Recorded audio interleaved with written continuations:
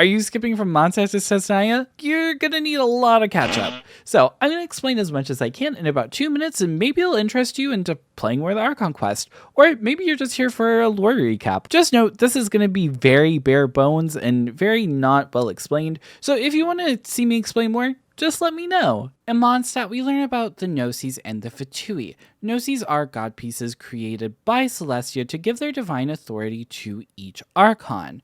The Fatui is trying to collect all 7 of those pieces and use them to rebel against the Heavenly Principles or Celestia for their grand plan. The Fatui is led by the Tsaritsa or the Cryo Archon in Cessnaya. When we get to Liyue, we learn that the Geonosis has been handed over to the Fatui already for the contract to end all contracts, is what Morak says. We also witness a beautiful story about how people can rise above their god dying in front of them and can lead their own nation. When we get to Inazuma, we see how people's ideas can rise and how their wishes can transcend even what their singular god wants. In exchange for our lives, Yaemiko hands over the Electro-Gnosis to the Fatui. Going to Sumeru, we see essentially how people cannot accept a new god being given to them, and we see the Fatui build their own using the Electro-Gnosis, which I don't know why they didn't give to the Tsaritsa, but anyways.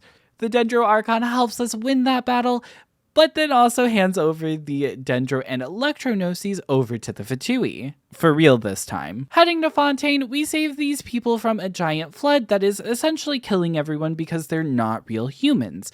In a turn of events, they become real humans.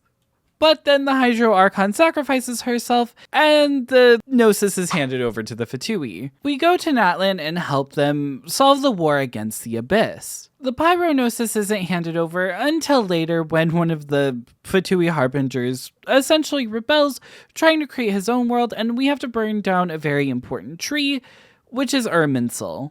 And in Nagcry, which is the final part of our trip before Cessnaya, we essentially help Columbina, who is an old Fatui Harbinger, essentially reclaim her power as a moon goddess.